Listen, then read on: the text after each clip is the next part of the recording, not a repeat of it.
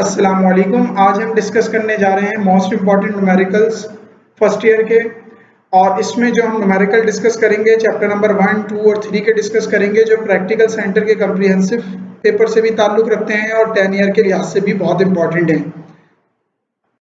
सबसे पहले यहाँ पर हम चैप्टर नंबर 1 की कुछ डायमेंशंस डिस्कस कर लेते हैं इम्पॉर्टेंट। तो यहाँ पर हमारे पास आपको सेकंड इक्वेशन ऑफ मोशन और t is equal to 2 pi under root l upon g की डायमेंशंस हमें डिस्कस करनी है। अच्छा, डायमेंशंस के रूल्स समझ लीजिए। जहाँ पे भी आपको लेंथ नजर आए वहाँ पे एल लिख सकते हैं आप, टाइम नजर आए वहाँ पे टी, और जहाँ पे मास नजर आए उसकी जगह पे हम कैपिटल एम लिखते हैं। स्टार्ट करते हैं। फार्मूला होता है S is equal to we I upon T. इसकी दो साइडें हैं तो हम टेकिंग लेफ्ट हैंड साइड ले लेते हैं। लेफ्ट हैंड साइड हमारे पास किसके इक्वल है? एस के इक्वल है। एस क्या होता है? डिस्प्लेसमेंट होता है। तो एस की जगह पे हम क्या लिख सकते हैं? इसकी डायमेंशन हमारे पास क्या हो जाएगी? एल। तो एस की डायमेंशन हमारे पास क्या हो जाएगी? एल। तो लेफ्ट हैंड साइड की डायमेंशन हमारे पास क्या आ गई? L. Taking right hand side, right hand side क्या है हमारे पास? V I T plus 1/2 AT square. Velocity की डायमेंशन हमें पता होनी चाहिए। वेलोसिटी का फार्मूला होता है एस अपॉन टी। तो एस एल हो जाएगा हमारे पास और टाइम हमारे पास टी हो जाएगा। तो उसकी डायमेंशन हमारे पास क्या आ जाएगी? वेलोसिटी की डायमेंशन आ जाएगी एल अपॉन टी और टाइम की डायरेक्शन आ जाएगी हमारे पास टी, क्योंकि टाइम की जगह पे हम टी लिखेंगे। और एक्सीलरेशन की डायमेंशन क्या आ जाएगी? L upon T square. Dimensions को आप यूनिट से भी निकाल सकते हैं। अगर वेलोसिटी की यूनिट देखें मीटर पर सेकंड होती है, मीटर की जगह पे एल आ गया है और टाइम की जगह पे क्या आ गया है? सेकंड की जगह पे क्या आ गया है? Capital T. इसी तरह से एक्सीलरेशन की यूनिट होती है मीटर पर सेकंड स्क्वायर, तो यहाँ पे मीटर की जगह पे लेंथ आ गया है और सेकंड की जगह पे, सेकंड स्क्वायर की जगह पे टी स्क्वायर आ गया। तो यहाँ पर हमने पुट कर दी है राइट हैंड साइड में। टी से टी कैंसिल आउट हो जाएगा। इसी तरह से टी से टी कैंसिल आउट हो जाएगा, ये टी इससे कैंसिल आउट। इसी तरह से यहाँ पे भी टी स्क्वायर से टी स्क्वायर कैंसिल आउट। अब हमारे पास क्या है? डायमेंशंस में एल एल हमारे पास बच गया है, यहाँ पे भी एल बच गया है। एल प्लस एल क्या होता है? 2L के इक्वल होता है। और डायमेंशंस में ये बात आपको याद होनी चाहिए और पता होनी चाहिए, डायमेंशंस में नंबर की कोई अहमियत नहीं होती है। जैसे कि हमने यहाँ पे 1/2 को इग्नोर कर दिया था, तो यहाँ पे भी हम 2 को इग्नोर कर देंगे। तो left hand side is equal to right hand side. तो ये क्या हो गया? यहाँ पे प्रूफ हो गया। दूसरी डायमेंशंस की जानिब चलते हैं। यहाँ पे जो हमारे पास लेफ्ट हैंड साइड है वो t है और t मतलब टाइम है, तो इसकी लेफ्ट हैंड साइड की डायमेंशन क्या आ जाएगी? t। राइट हैंड साइड की जानिब चलते हैं। 2 पाई एक कांस्टेंट नंबर है और कांस्टेंट नंबर की कोई डायमेंशंस नहीं होती। एल की डायमेंशन एल हो जाएगी हमारे पास और ग्रेविटी की डायमेंशन क्या हो जाएगी? ग्रेविटी की यूनिट मीटर पर सेकंड स्क्वायर होती है। मीटर की जगह पे एल आ गया है और सेकंड स्क्वायर की जगह पे टी स्क्वायर लिख दिया गया है। पुट कर दिया है हमने इस एल से। ये एल क्या हो जाएगा? कैंसिल आउट हो जाएगा। तो यहाँ हमारे पास आ जाएगा under root T square. Square से रूट कैंसिल आउट हो जाता है। डायमेंशन हमारे पास क्या आ जाएगी? टी। तो left hand side is equal to right hand side, ये प्रूफ हो गई। आगे की जानिब चलते हैं। यहाँ पे जो अब हम डिस्कस करेंगे चैप्टर नंबर 2 के न्यूमेरिकल्स को। चैप्टर नंबर 2 के न्यूमेरिकल्स जो हैं, यहाँ पे हम फाइंड द प्रोजेक्शन मालूम करने जा रहे हैं on to the direction of B. यहाँ पे इंपॉर्टेंट देख लीजिए, प्रोजेक्शन अगर आपसे पूछता है ए ऑन टू बी, तो आप फार्मूला लगाओगे ए डॉट बी का यूनिट वेक्टर। इसी तरह से projection on to B on to A आपसे पूछता है, तो ए का यूनिट वेक्टर की डॉट प्रोडक्ट लेंगे आप बी के वेक्टर से। अच्छा, यहाँ पे यूनिट वेक्टर के मैंने फार्मूले लिख दिए हैं। बी का यूनिट वेक्टर बराबर होता है B divide by magnitude of vector. इसी तरह से ए का यूनिट वेक्टर बराबर होता है vector divide by magnitude of vector. Magnitude किस तरह से निकाली जाती है? जो भी हमारे पास एक्स वाई जेड की वैल्यूज होती हैं उनका स्क्वायर ले लेते हैं। ए बी जो है वो हमारे पास यूनिट वेक्टर हैं और ए का ये मैग्नीट्यूड को शो करते हैं। और I dot J, J dot के और के डॉट के हमारे पास I dot I, J dot J और के डॉट के किसके इक्वल होता है? 1 के इक्वल होता है। आगे की जानिब चलते हैं, डेटा बना लेते हैं। ए हमारे पास दे दिया है i-2j प्लस के और 4i-4j प्लस 7k दे दिया गया है। मालूम क्या करना है हमें? Projection A on to B हमें क्या करनी है? फाइंड आउट करनी है।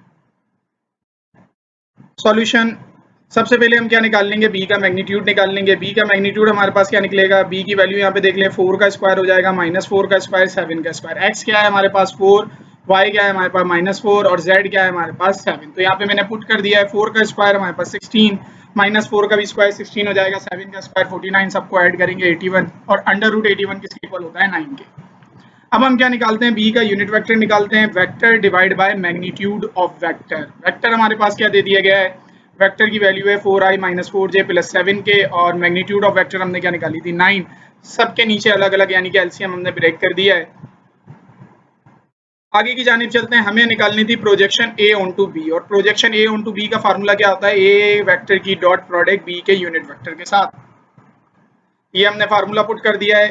वेक्टर ए जो हमारे पास दिया हुआ था वो i माइनस 2j प्लस के दिया हुआ था, और बी का मैग्नीट्यूड यानी कि यूनिट वेक्टर हमने निकाल लिया था जो बराबर था हमारे पास vector divide by magnitude of vector. Dot product निकाल लेते हैं। डॉट प्रोडक्ट किस तरह से निकालते हैं, आई के साथ हमारे पास क्या है 1 है, 1 जब 4/9 से मल्टीप्लाई होगा तो 4/9 आई डॉट आई हो जाएगा। इसी तरह से 8/9, 8 कैसे आया 4 2 8 माइनस माइनस प्लस 8/9। इसी तरह से 7 को 1 से मल्टीप्लाई करा 7 1 7 7/9 के डॉट के। I dot I J dot J के डॉट के मैं आपको पहले भी बता चुका हूँ ये किसके इक्वल होता है 1 के इक्वल ले लिया है हमने।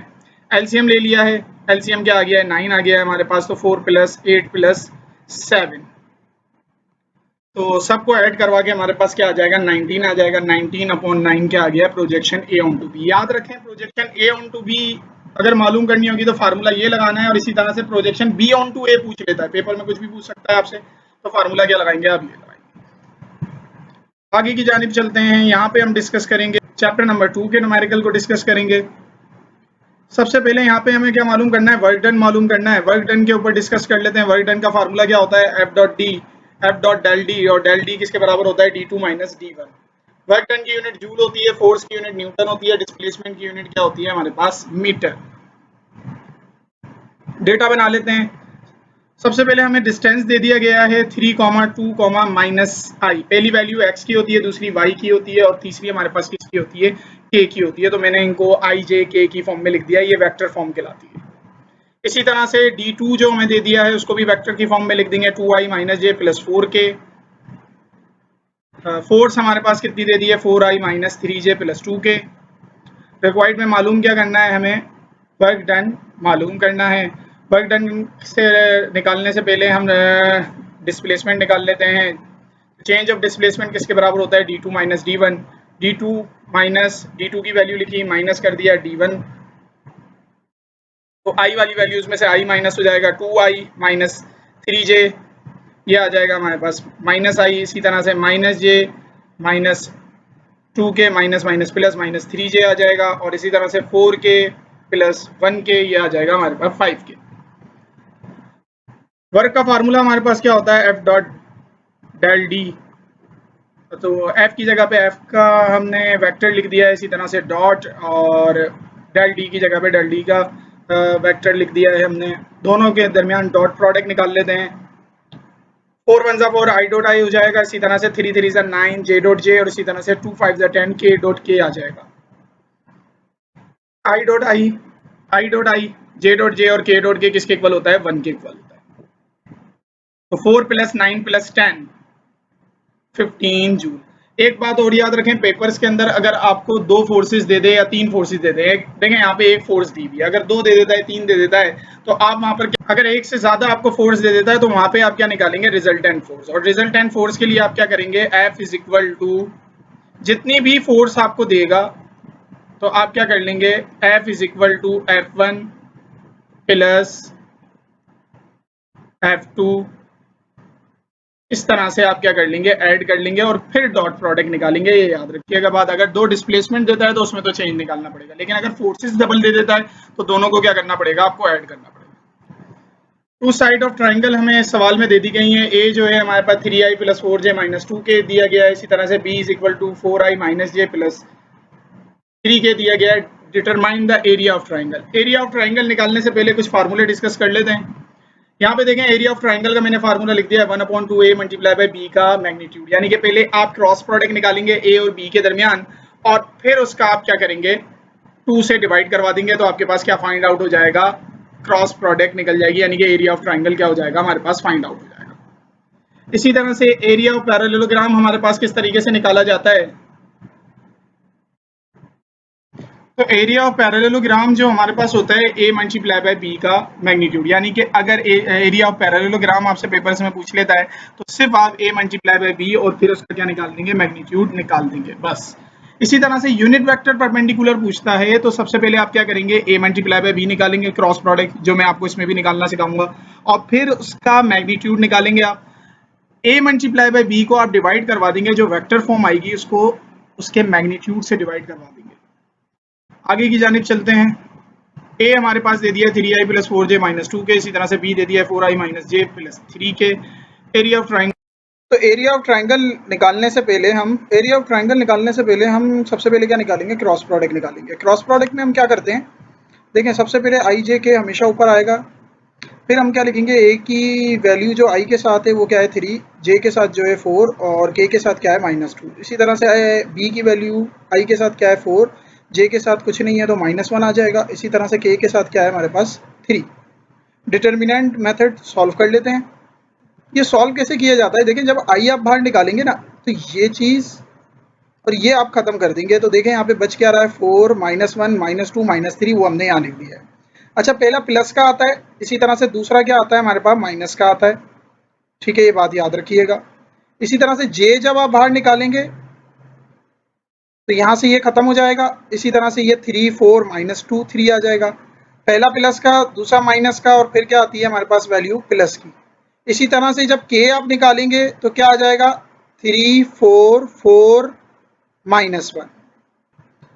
अब सॉल्व कर लेते हैं। यहाँ हम क्या करेंगे, 3 को 4 से मल्टीप्लाई करवा देंगे और -1 को -2 से, और हमेशा बीच में क्या आएगा, माइनस आएगा। देख लेते हैं जरा, 4 को 3 से मल्टीप्लाई करा दिया है, बीच में फार्मूले का माइनस आ गया है, -2 मल्टीप्लाई बाय -1। इसी तरह से यहाँ देख लेते हैं, 3 को 3 से मल्टीप्लाई करा दिया है, 4 को -2 से मल्टीप्लाई करा दिया है, बीच में क्या आ गया, फार्मूले का माइनस। इसी तरह से -1 को 3 से मल्टीप्लाई करा देंगे, 4 को 4 से मल्टीप्लाई करवा देंगे, बीच में फार्मूले का क्या आ जाएगा, माइनस। 4 3 12 हो गया है, -2 मल्टीप्लाई बाय -1, माइनस का 2 आ जाएगा हमारे पास, क्योंकि माइनस माइनस प्लस हो गया, ये माइनस इस तरह से आ गया। 3 3 9, 4 2 8 हो जाएगा, माइनस माइनस प्लस। इसी तरह से 3 1 3, माइनस का 3 आ जाएगा, और 4 4 16, माइनस का 16 आ जाएगा। तो ये सॉल्व होकर जो वैल्यू बनेगी 10i -17 j -19 के आ जाएगी। अब हम क्या निकालेंगे, इसका मैग्नीट्यूड निकाल लेंगे। मैग्नीट्यूड किस तरह से निकाला जाता है, 10 का स्क्वायर निकाल लेंगे। 10 का स्क्वायर निकाल लेंगे यहाँ पर 17 का और -19 का। 10 का स्क्वायर क्या आ जाएगा, 100 आ जाएगा। इसी तरह से 17 का स्क्वायर 289 और 19 का स्क्वायर क्या आ जाएगा, 361। सबको ऐड कर लेंगे। ऐड करने के बाद अंडर रूट निकाल लेंगे, तो इसके अंडर रूट की वैल्यू जाएगी 5/√30। लेकिन बात यहाँ पे नहीं खत्म होती है, अब हम एरिया ऑफ ट्राइंगल का फार्मूला लगाएंगे। एरिया ऑफ ट्राइंगल का फार्मूला क्या होता है, 1/2 a मल्टीप्लाई बाय b का magnitude. a multiply by b की वैल्यू क्या है, 5/√30, तो ये हो जाएगा 5/2√30। अब अगर सवाल में हमसे पूछ लेता है एरिया ऑफ पैरेललोग्राम, ठीक है, तो हमारा आंसर कहाँ पर खत्म हो जाता है, ये आंसर आ जाता है एरिया ऑफ पैरेललोग्राम का, ठीक है। यहाँ पे हम लिखते हैं एरिया ऑफ पैरेललोग्राम, ट्राइंगल की जगह पे क्या लिखते हैं, एरिया ऑफ पैरेललोग्राम, और वो क्या आता है 5/√30। इसी तरह से अगर वो आपसे क्या पूछ ले पेपर में, यूनिट वेक्टर परपेंडिकुलर पूछ ले, तो a मल्टीप्लाई बाय b यहाँ पे लिखेंगे। a मल्टीप्लाई बाय b क्या है, ये आपको नजर आ रहा होगा, ठीक है, ये a मल्टीप्लाई बाय b है, ठीक है। इसको डिवाइड करवा देंगे a मल्टीप्लाई बाय b के मैग्नीट्यूड से, यानी से इससे हम क्या करवा देंगे, डिवाइड करवा देंगे, तो यूनिट वेक्टर परपेंडिकुलर आ जाता है। चैप्टर नंबर 3 के न्यूमेरिकल की जानिब चलते हैं। बहुत ही मोस्ट इंपॉर्टेंट न्यूमेरिकल है ये, काफ़ी दफ़ा एयर में आ भी चुका है। A car is waiting at a traffic signal, एक कार है जो वेट कर रही है ट्रैफिक सिग्नल पर, और सिग्नल जैसी ग्रीन होता है, ही start ahead of constant acceleration, वो कांस्टेंट एक्सीलरेशन से अपनी गाड़ी स्टार्ट करती है, लेकिन इतनी देर में एक बस वाला उसको क्या करके चला जाता है, ओवरटेक करके चला जाता है, जिसकी स्पीड क्या होती है 10 मीटर पर सेकंड। अब जाहिर सी बात है कार वाला आ गया है गुस्से में, क्योंकि उसको बस वाला क्या करके चला गया, ओवरटेक करके चला गया। अब जाहिर सी बात है कोई इसको ओवरटेक करके गया है तो कार वाला है, जाहिर सी बात है वो साइकिल वाला थोड़ी है जो उसको ओवरटेक नहीं कर सकता, तो वो भी क्या चाहेगा कि मैं इसको ओवरटेक करूं। तो सवाल ये है कि वो कितने डिस्टेंस के बाद जाके ओवरटेक करेगा, और उसकी स्पीड क्या होनी चाहिए कि वो उसको ओवरटेक कर दे। कुछ फार्मूले देख लेते हैं। सेकंड इक्वेशन ऑफ मोशन का फार्मूला लगाया हुआ है, s = vit + 1/2 2at²। इसी तरह से सेकंड इक्वेशन ऑफ मोशन का फार्मूला, और एक नॉर्मल वेलोसिटी का फार्मूला लगाया हुआ है, v = s/t। s is the distance, distance की यूनिट मीटर होती है, इनिशियल वेलोसिटी की यूनिट मीटर पर सेकंड होती है, फाइनल वेलोसिटी की यूनिट मीटर पर सेकंड होती है। टाइम t को टाइम, a एक्सीलरेशन है, और v क्या है हमारे पास, वेलोसिटी है। और कार के लिए हम डेटा बना लेते हैं। यहाँ पे दो चीज़ें हैं, तो हम कार के लिए अलग डेटा बनाएंगे और बस के लिए अलग डेटा बनाएंगे।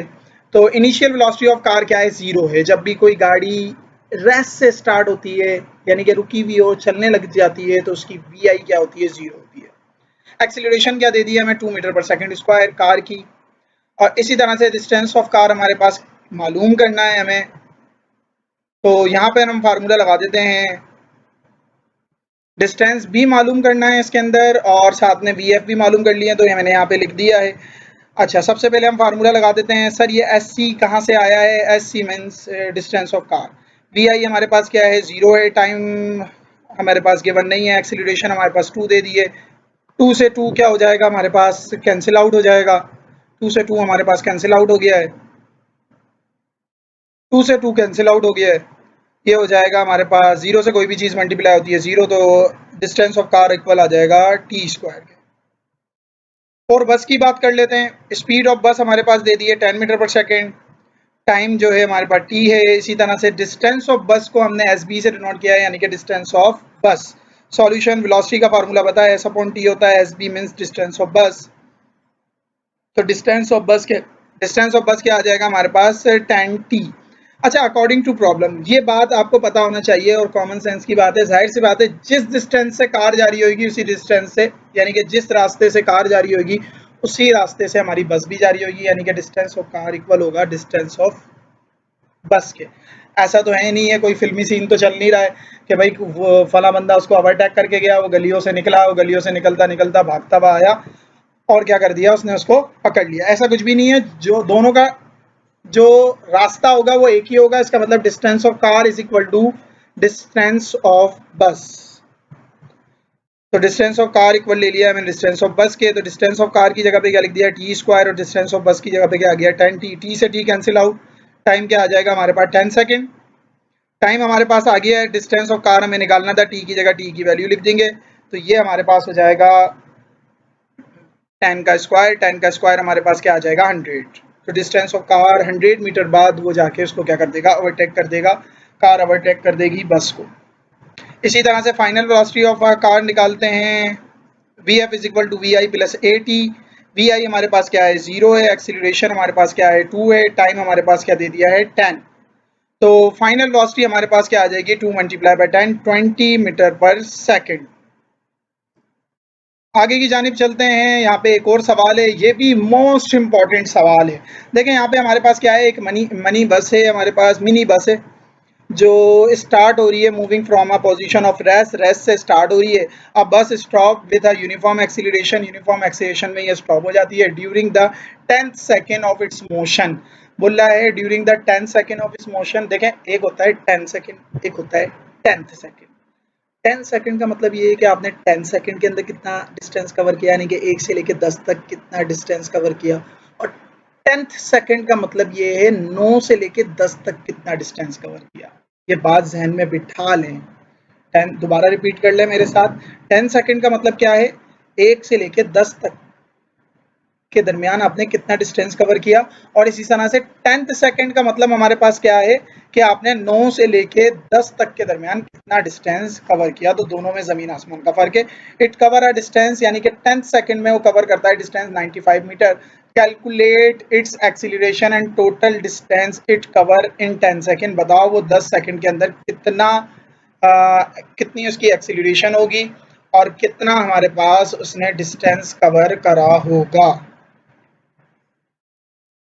डेटा बना लेते हैं। सबसे पहले distance covered by the mini bus 10 second, S 10 से हमने डिनोट कर दिया है। वी आई 0 है हमारे पास क्योंकि रेस्ट से स्टार्ट हुई है। टाइम हमारे पास 10 सेकेंड है। और इसी तरह से एक्सीलरेशन हमारे पास क्या है, मालूम करनी है। फार्मूला क्या होता है, S is equal to we I T plus 1/2 A T square. S की जगह पे एस 10 आ जाएगा क्योंकि 10 के लिए हम डिस्टेंस मालूम कर रहे हैं, यानी कि 10 तक कितना डिस्टेंस कवर किया है उसने 10 सेकेंड के अंदर। अच्छा, 0 से कोई भी चीज़ मल्टीप्लाई होती है 0। 10 का स्क्वायर 100 होता है, 100 को 2 से डिवाइड कराएंगे, ये क्या आ जाएगा 50A। अब हम क्या करेंगे, distance covered by the mini bus in 9 second. सवाल ये पैदा होता है कि अब 9 सेकंड की बात हम क्यों कर रहे हैं, तो इसको भी क्लियर दोबारा मैं ये रिपीट कर देता हूँ। 10 सेकंड का मतलब ये होता है कि आप 1 से स्टार्ट हुए, यानी कि 0 से आप स्टार्ट हुए, आप रेस्ट में थे, और 10 सेकंड बाद आपने कितना डिस्टेंस कवर कर लिया। इसी तरह से 10th सेकंड का मतलब ये होता है कि आप 9 से लेकर 10 सेकंड के दरमियान कितना डिस्टेंस कवर किया, और वो इसने डिस्टेंस कवर किया है 95। ये हमारे पास गिवन है।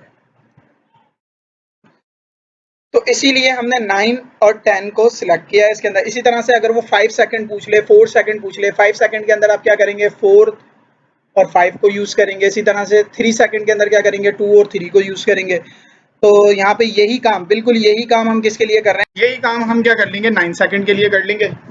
ठीक है, बिल्कुल यही काम, जहां जहां हमने 10 लिखा था वहां पे क्या आ जाएगा, 9 आ जाएगा। तो 9 का स्क्वायर 81 होता है, 81 को 2 से डिवाइड करेंगे 40.5 आ जाएगा।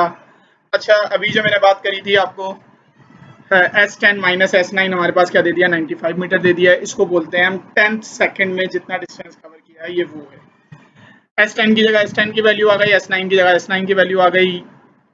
ये आ गया हमारे पास 9.5 है, 9.5 मल्टीप्लाई हो रहा है, दूसरी जानिब जाके डिवाइड हो जाएगा, और ये आ जाएगा 10 मीटर पर सेकंड स्क्वायर।